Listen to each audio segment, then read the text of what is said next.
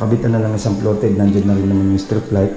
Ayan, may box tayong nilagay dito para taguan ng adapter ng strip light. Talagyan na natin ng switch. May strip light yan dyan sa gilid. Then ito, at ginawa na rin yung shed dito. Ayan, may pin light tayo na nilagay dyan. Pin light dito sa taas. Then ayan, naka-tiles tayo. Same din ng tiles nito. At nilagyan natin ng tiles. Tiles din ang sidings niyan. Kung anong design ito, yan din yung lalagay natin dyan. Okay?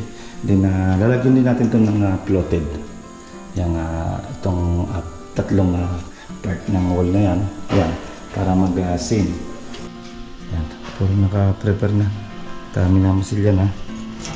Itong second floor. Yan ating sa CR naman. Yan, para prepare na yung sa tiles. Yan, okay na, sagad na yung sa taas niya. And then ito, kanyang niche. Yan, malaki niche na. Okay na rin. Talo sa pinagkasya lang natin yung tiles. Sana umabot sa baba yung tiles niya. Ito yung sa kanyang ilaw dito sa strip light. Dikit lang naman natin yung strip light niya. Pag sumobra, itatago lang natin dyan sa may dyan sa ilalim ng junction box. May junction box yan sa ilalim. Okay?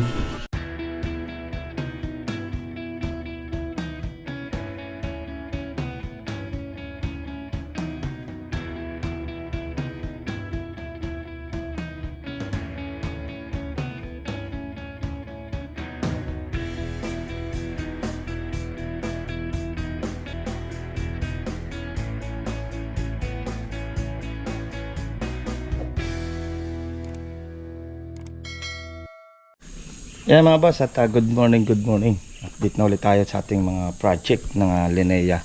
Dito pa rin niya sa Limabrosa, phase 3. At ito yung update natin, itong block 37 and then yung block 34. Okay? At pa-turn over na rin itong unit ng block 37 na to. Halos clear na. Pinapipinis na natin ng retouch ng kulay. Okay, tara samahan niyo ako at update na natin. Let's go. Okay, at dito sa labas na retouch na natin yung mga kulay. Okay na. Yung mga na-damage, okay na. Hindi na yung nasa dulo na lang ang ating kulayan. At bibilihan natin ng kulay ulit. Nabusan tayo ng kulay. Din tong flashing, kakabit na rin natin dito sa daas. Okay, check muna natin dito. Mamaya ka na mag-renderan. Okay, yan, puro linis na. Clear na. Pinatanggal na natin yung plastic. Itong steel door. Yan, pinatanggal na yung plastic na. Okay. Okay, ayan. And then hagdan natin, okay na rin. At nakulayan na rin siya. Yan, nahaspian na. Napunasan na yung ating PVC panel. Napunasan na. Na. Halos pa-clear na. Tapos na tayo dito sa block 37. Ito, dinadagdagan na lang natin. Ito, may floated na rin tayo nalagay. Kabitan na lang isang floated. Nandiyan na rin naman yung strip light. Ayan, may box tayong nilagay dito para taguan ng adapter ng strip light. Talagyan na natin ng switch. May strip light yan dyan sa gilid. Then ito, at ginawa na rin yung shed dito. Ayan, may pin light tayo na nilagay dyan. Pin light din sa taas. Then ayan, naka-tiles tayo. Same din ng tiles nito. At nilagyan natin ng tiles. Tiles din ang sidings niyan. Kung anong design ito, yan din yung lalagay natin dyan. Okay? Then lalagyan din natin ito ng floated. Yung itong tatlong part ng wall na yan. Ayan, para mag-seam. Lalagyan natin yan dahil meron tayong mga kapiraso dyan. Mga putol-putol. At sakto, nabuhasan na lang natin. Okay? Yan na lang naman yan.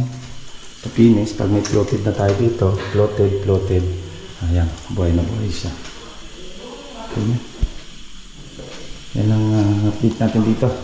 Sa taas, ganun din naman, same din, tapos na rin naman doon sa taas. Mga room na linis na, ito na lang, pupunasan na lang yung mga bintana. Yan na lang naman yung yadagdag para kahit paano, gumanda naman yung bar counter niya. Okay. Yan. May ilaw yan ang fill light. Nandyan na yung ilaw niyan. Tapos may ilaw na rin yan sa ating drop light na yan. Meron din, nakakabit na lang din yung ilaw niyan. Okay, tingnan, tatapusin na lang. Kapraso na lang naman to. Halos sa clear na tayo dito sa Black 37. Ayan mga boss, at silipin naman natin yung Black 34 na natin sa CR. Hindi niya pinipinturahan yung second floor na. Okay, tara, samahan nyo ako, update naman natin yung Black 34. Let's go. Ayan, dito sa Black 34, pinipinturahan na yung mga wall dito. Minamasilya na at ay nahasa na yung sa kanyang cube. Kaya mas prepare na sa masilya. Ayan. Yung masilya na. Ayan. Puro naka-prepare na. Kami na masilya na. Itong second floor. Yan itong sa CR naman. Yan. Prepare na yung sa tiles. Yan. Okay na. Sagad na yung sa taas niya. And then ito. Kanyang niche. Yan. Malaki niche niya. Okay na rin. Talo sa pinagkasya lang natin yung tiles. Sana umabot sa baba yung tiles niya. Ito yung sa kanyang ilaw dito sa strip light. Dikit lang naman natin yung strip light yan. Pag sumobra, itatago lang natin dyan sa may dyan sa ilalim ng junction box. May junction box yan sa ilalim. Okay? Yan. Yan na.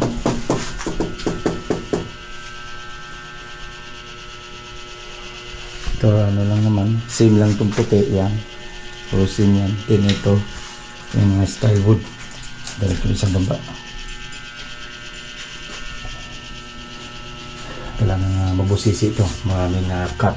Mabuti na wala na yung mga poste nya para isang cut yan, tinalis na rin natin yung ilalim. Okay, ano yan, puro prepare na yung kanyang pintura dito. Ito na epoxy na rin. Ito na lasunan natin ng Critex primer. Hindi na pwede nang masilyahin. Okay. Ayan mga boss, yan ang ating pasilip sa dalawang unit na lang muna. Yung Black 37 halos sa pa-turnover na. And dito sa Black 34 yan, halos sa konti na lang yung itatals sa CR. And then prepare na yung pintura. Yan naman ang ating gagawin diyan, sa pintura na lang naman. Yan, hanggang pintura pababa na lang naman yan. At hinihintay lang natin ma-turnover yung 37, hindi nalilipat na ibang pintor dito sa 34. Okay. Yan, ayun ang ating update mga boss. At yan, hanggang dito na lang. At next update ko, yung ibang unit natin. And then mayroon tayong binuksan ng kahapon na Jasmine. Yan, update ko rin kayo doon sa Jasmine natin, yung Black 18 naman yan. Okay, hanggang dito na lang. At ingat-ingat tayo mga boss. At bye-bye.